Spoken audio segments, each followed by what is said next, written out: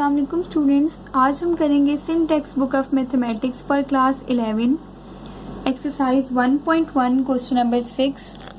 तो आपके पास क्वेश्चन नंबर 6 है, find conjugate and absolute value of the following. ठीक है, आपने कंजुगेट फाइंड करना है और एब्सोल्यूट वैल्यू फाइंड करनी है। आपके पास क्वेश्चन नंबर 6 के 8 पार्ट्स हैं। ठीक है, पार्ट 1 to 4 हमने प्रीवियस वीडियो में किए थे, तो अभी हम पार्ट 5 to 8 यहाँ पर इस वीडियो में आज कंप्लीट कर लेंगे। ठीक है, पार्ट 5 स्टार्ट करते हैं, जो है -3 - 4 आयोटा। तो स्टार्ट करते हैं। आपके पास क्वेश्चन क्या है, -3 - 4 आयोटा। आप सबसे पहले यहाँ पे लिखेंगे सॉल्यूशन। ठीक है, उसके बाद एक बार क्वेश्चन को नीचे जो है आप राइट कर लें, -3 - 4 आयोटा। ठीक है, क्वेश्चन को आपने एक बार नीचे लिख दिया। उसके बाद आपने क्या करना है, यहाँ पर कंजुगेट फाइंड करना है। तो आप लिखें टू फाइंड कंजुगेट। ठीक है, कंजुगेट हम कैसे फाइंड करते हैं, हमने लास्ट टाइम भी देखा था। जब हमने कंजुगेट फाइंड करना होता है तो हम नंबर को, जो हमें क्वेश्चन दिया होता है, उसको z के इक्वल ले लेते हैं। ठीक है, मैंने z के इक्वल ले लिया जो भी क्वेश्चन दिया होगा। तो -3 - 4 आयोटा दिया हुआ था, मैंने उसको z के इक्वल ले लिया। दोनों तरफ हम बार ले लेते हैं। ठीक है, जब ये बार हटती है ना, तो ये जो आयोटा के साथ साइन होता है ना, आयोटा वाली टर्म के साथ, वो चेंज हो जाता है। तो जब ये माइनस साइन चेंज होके -3 + 4 आयोटा हो जाएगा, तो यहाँ पे z बार इक्वल आ जाएगा। तो ये इसका क्या होगा, कंजुगेट होगा। यहाँ पे हम इसको अब लिख लेते हैं।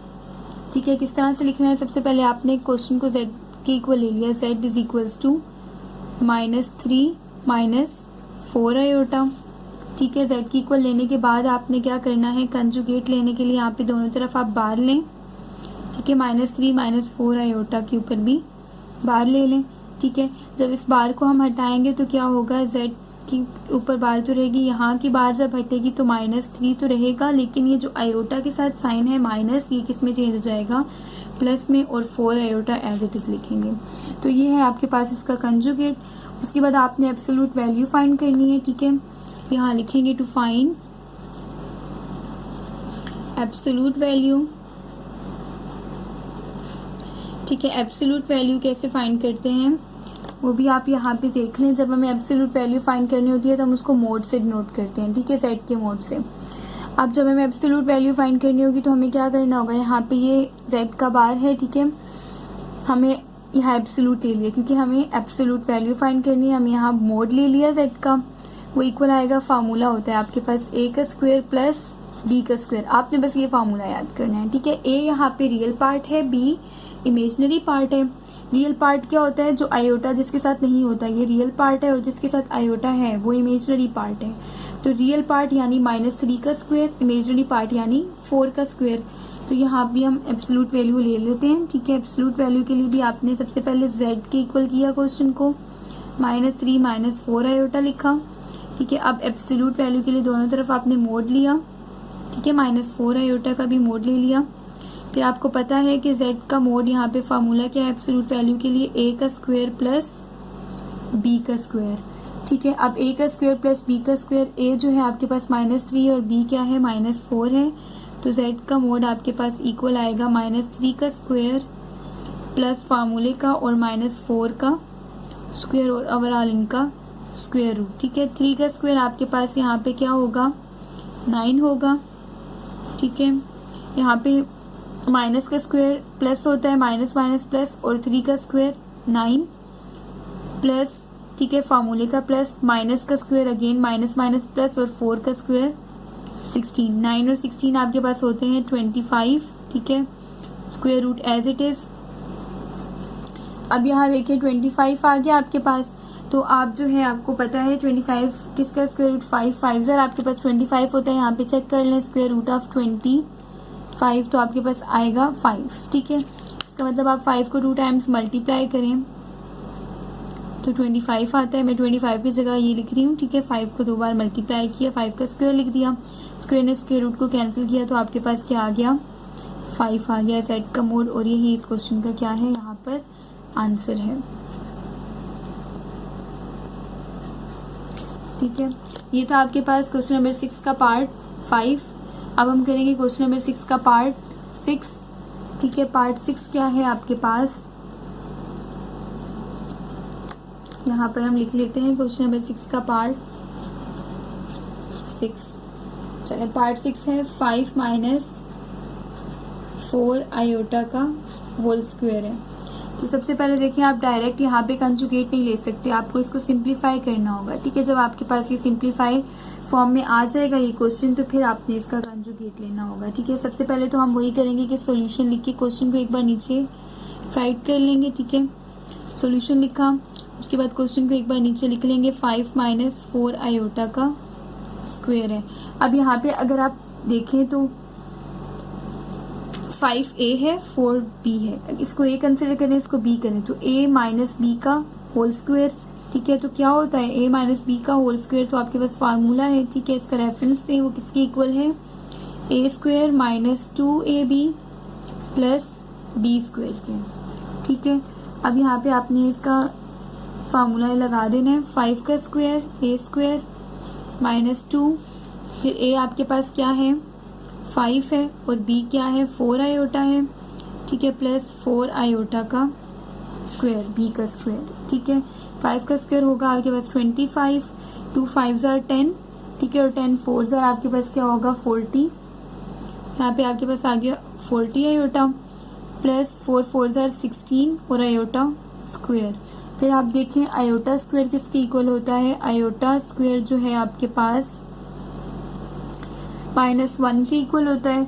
ठीक है, यहाँ आयोटा स्क्वायर की जगह आप पुट कर दें -1, 25 एज इट इज लिखा, -40 आयोटा लिखा, प्लस 16 और यहाँ मल्टीप्लाई -1। ठीक है, 16 जब -1 से मल्टीप्लाई होगा तो -16 आ जाएगा, और 25 -16 आप कर लें। ठीक है, कि रियल पार्ट्स को सॉल्व कर लें आपस में, और इमेजिनरी पार्ट जो है आपके पास 40 आयोटा एज इट इज आपने लिखना है। ठीक है, 40 आयोटा जो है ना एज इट इज आएगा, इन दोनों को आपस में कर लेंगे, तो 25 -16 आपके पास 9 आएगा, और -40 आयोटा आपने एज इट इज लिख दिया।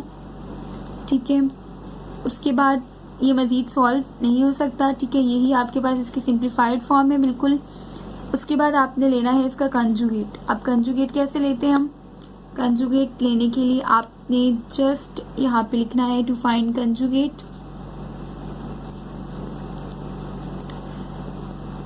ठीक है, उसके बाद कंजुगेट लेने के लिए आपने क्वेश्चन को z के इक्वल ले लिया, let z is equals to 9 minus simplified form जो कि आपने उसको लिया। ठीक है, 4 आयोटा, अगर इसको लेना होता तो फिर हमें ये करने की नीड तो ना होती ना, इसी को ले लेते, मतलब डायरेक्ट इसको जो है z के इक्वल लेके कर लेते, लेकिन नहीं, पहले हमने इसको सिंप्लीफाई किया, क्योंकि यहाँ से कंजुगेट कैसे लें। ठीक है, सिंप्लीफाई किया, जो सिंप्लीफाइड फॉर्म आई उसको z के इक्वल लिया है। ठीक है, अब हमने इसको z के इक्वल ले लिया, अब दोनों तरफ बार अप्लाई कर दें, 9 माइनस 40 आयोटा पे भी बार अप्लाई कर दें। ठीक है, अब बार जब हटेगी तो आपके पास कौन सा साइन आएगा, यहाँ पे आयोटा का साइन चेंज हो जाएगा, आयोटा वाली टर्म का साइन यहाँ प्लस हो जाएगा, 40 आयोटा हो जाएगा। ठीक है, और ये आपके पास इस क्वेश्चन का कंजुगेट आ गया। उसके बाद आपने फाइंड करनी है एब्सोल्यूट वैल्यू, आप यहाँ लिखें टू फाइंड एब्सोल्यूट वैल्यू। ठीक है, यहाँ ही करवा देती हूँ मैं। अच्छा, एब्सोल्यूट वैल्यू किस तरह से हम फाइंड करेंगे, यहाँ पर चलें, यहाँ देखिए एब्सोल्यूट वैल्यू के लिए आप क्या करें, यहाँ पर लिखें क्वेश्चन को z is equals to, z का मोड किसके इक्वल होता है, a का स्क्वायर प्लस b का स्क्वायर, आपने फार्मूला लगा दिया। ठीक है, यहाँ पे a जो है आपके पास 9 है, b जो है वो क्या है 40 है, तो z का मोड आपके पास इक्वल आएगा √a का स्क्वायर, a का स्क्वायर यानी 9 का स्क्वायर, और इमेजिनरी पार्ट वाला ये है। ठीक है, यहाँ पे आप ले लें 40 का स्क्वायर। ठीक है, इमेजिनरी पार्ट का स्क्वायर ले लिया, और -7 यहाँ पे क्योंकि माइनस था। ठीक है, और उसके बाद z का मोड आपके पास इक्वल आया, 9 का स्क्वायर क्या होता है 81। ठीक है, 9081 हुआ आपके पास, और 40 का स्क्वायर आपके पास 1600 होता है। ठीक है, उसके बाद यहाँ पे आपने स्क्वायर रूट में 18 प्लस 1600 आपके पास 1681 आ जाएगा।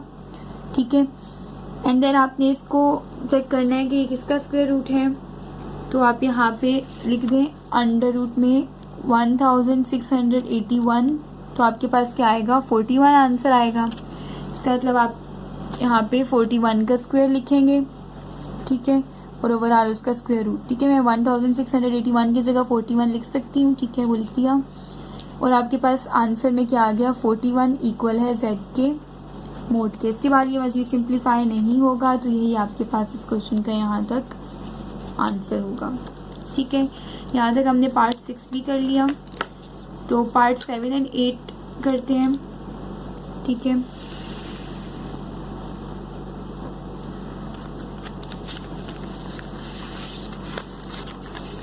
चलें, पार्ट 7 क्या है आपके पास, पार्ट 7 यहाँ हम लिख लेते हैं। पार्ट 7 है आपके पास इस क्वेश्चन का, पार्ट 7 2/3 है माइनस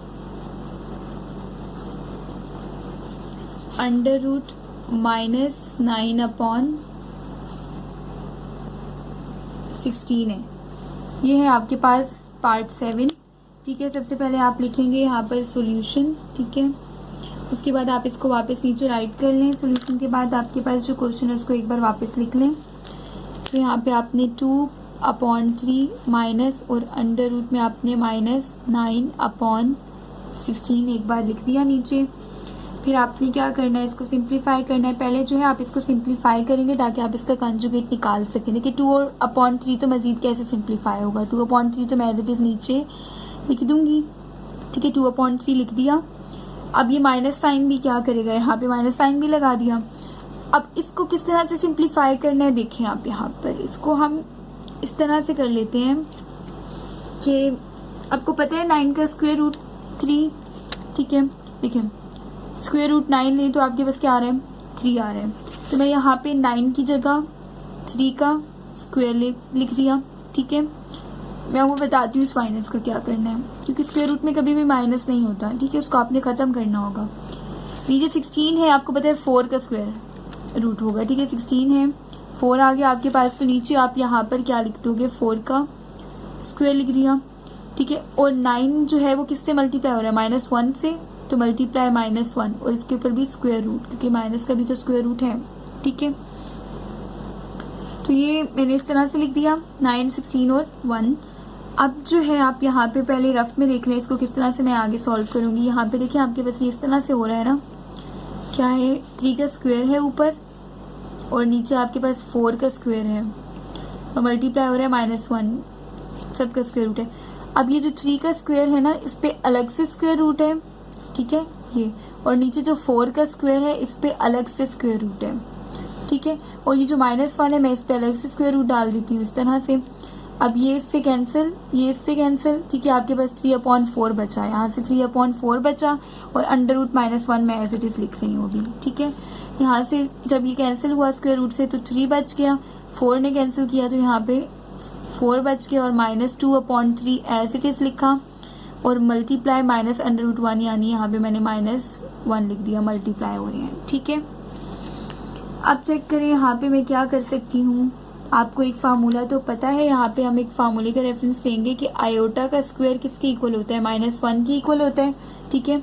अगर मैं दोनों तरफ स्क्वायर रूट लूँ, चेक करें, अगर मैं यहाँ पे भी स्क्वायर रूट लूँ, ठीक है, और यहाँ पे भी स्क्वायर रूट लूँ, तो ये स्क्वायर इसको कैंसिल कर देगा। यहाँ से क्या बचेगा, आयोटा, और यहाँ से मैं नहीं कैंसिल करवा रही, -1 का under root as it is लिखा। तो अंडर रूट -1 किसके इक्वल आया, आयोटा के। तो यहाँ पे आपके पास क्या था, अंडर रूट -1, तो आयोटा की लिख दें इसकी जगह, क्योंकि आपने सॉल्व करके देखा ना अंडर रूट -1 किसके इक्वल आ रहा है, आयोटा की इक्वल आ रहा है, ठीक है। तो आप यहाँ पर अंडर रूट -1 लिख दें, ठीक है।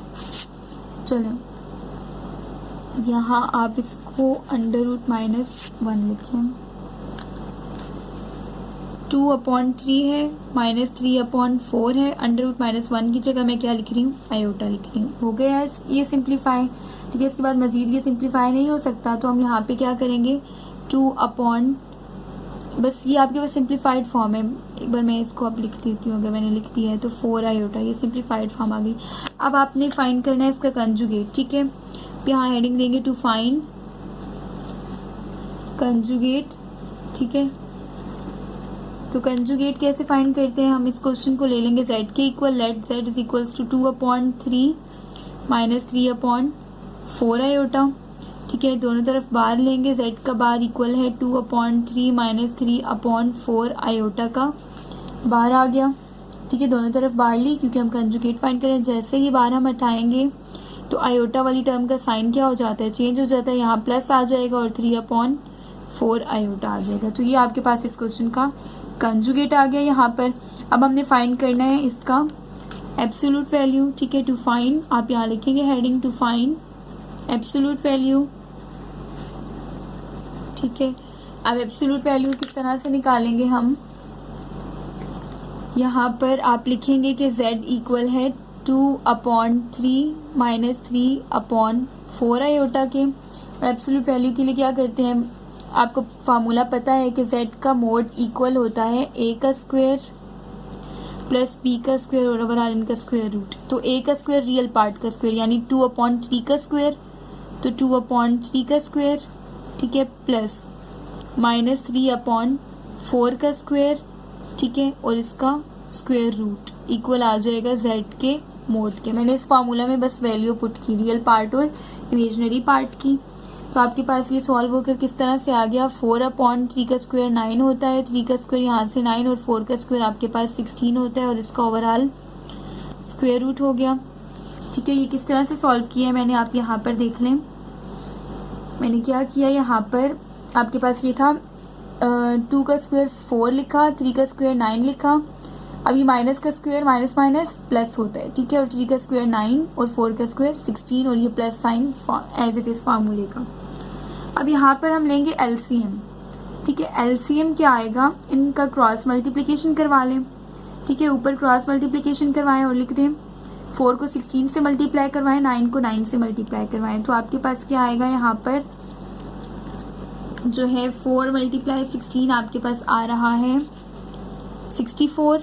ठीक है, 64 और 9 × 9 आपके पास क्या आ रहा है, यहाँ पर 81 आ रहा है। ठीक है, 9 9 सर 81 आ रहा है।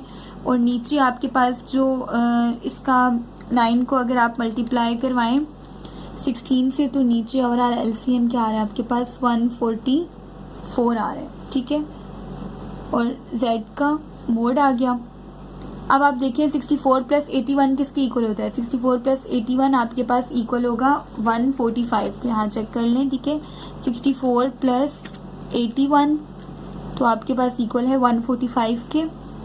तो आप यहाँ पर लिख देंगे, ठीक है, 145। अच्छा, यहाँ ओवरऑल स्क्वायर रूट भी तो आ रहा है। ठीक है, साथ स्क्वायर रूट भी आ रहा है 145 और नीचे 144। अब यहाँ देखिए 144 का स्क्वायर रूट जो है वो 12 है।